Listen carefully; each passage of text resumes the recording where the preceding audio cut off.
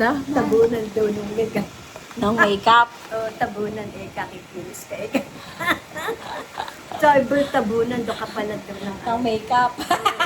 Sabi naman Mario. Ah.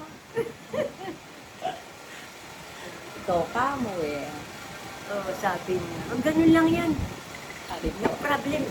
Tabunan mo lang kapalan mo kapalan ng makeup. Talaga? Ano ko naman, magkakapal ka na. Concealer ng ano daw. Hmm. Ganda mo pa din daw, Nanay Lisa.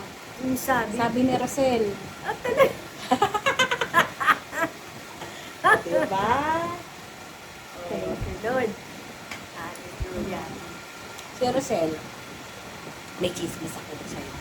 Si Rosel. Hindi man narinig. Hindi niya naririnig. Si Rosel, may boyfriend. Missionary. Talaga?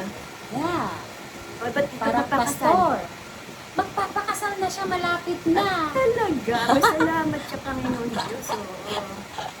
Ano na, malapit na. Salamat siya, Panginoon. Siya rin man ginagamit din ng Panginoon. Si Rochelle. At saka, Wala na. Diba? Salamat siya, Panginoon. Meron siyang... missionarying afam. Talaga? Nakakatuwa. Missionarying afam. Kaya, Ano yung apang? yung po, parang kumbaga foreigner. Talaga? Diba? Foreigner pala siya. Foreigner si yung Yoli. Yung Yoli. Parang ganon. Abay, sabi sa akin ninang daw ako. Kasi kailan kayo papakasal? Ay, umalis naman yung Boyfriend. Ay, wag sila magpapakasal sila. Dito sa church yun. 2 buwan nga siya dito. Opo. Nakatrenso. Pero ewan ko pala sila magpapakasal. Ninang daw ako sa akin. Sige, okay. Ay, nako si Rosel, kukunin kang ninang niyan. Saan sila magpapakasal? Tanongin natin siya. Sa ibang bansa. Sel, saan ka daw magpapakasal? Invited daw ba kami? Sabi naman ni Odek, ayaw ko kung totoo lang. Ay, pagka foreigner ka, magiging asawa, hindi ka magre-regalo, kayo pang ninang ang re-regaluan. Totoo ba yun, Nanay Lisa? Sabi ni Odek. Oo, sabi ni brother ni Pastor Odek. Tignan natin Sabi kay ko, Ate Yoli. Talaga? Nakakatuwa naman. May re-regaluang ninang. Kaso mo si Yoli naman, baka mag-iintay mo na regalo. Hindi naman siya foreigner. Kaya hinanda ko nga siya ng kala ko papasal. Bumili ako na ng kumot. Magandang kumot. Tigto 250 lang. Tsaka bumili ako ng ibang malaking king size na may punda ng unan. Maganda rin kulay. Binalot ko na. Ito yung gano ko. Tapos sabi ni Pastor Oli, kayo pare regaluhan ng foreigner?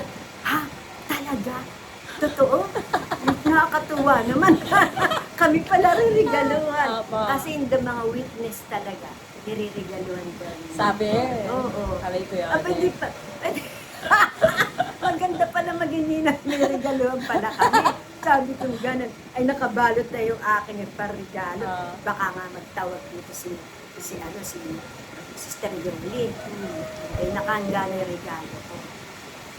Si Ate Yoli, mga sister, ano na yun? Ilan taon na si Ate Yoli? Mga 60. Baka. Di ba 60 years old? Tapos nag-asawa pa siya ng afam. Ay, diba? paano? Wala na menstruation yun.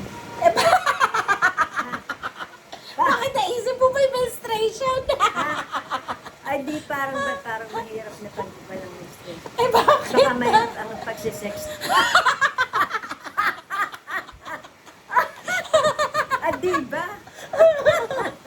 Naisip Ay, mo ba wala. yung Nanay Lisa? Wala walang menstruation. Pero dapat magpaano sila sa doktor kung pwede. Ano, 60 years old, magpapa-check up pa sa doktor, Nanay Lisa? Ay, oo naman kung basta kung sa tungkol sa sex kung ano ba ang mabuti para sila mag-enjoy. O kailangan ba ng langis? Di ba? Naku, Diyos ko.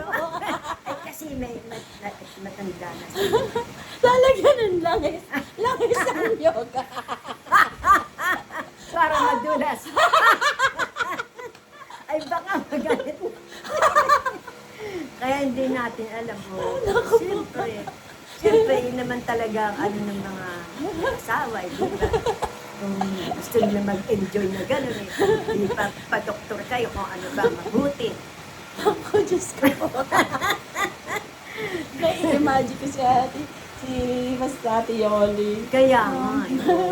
Sabihan mo, Nanay Lisa, ikaw baka may sigurado na.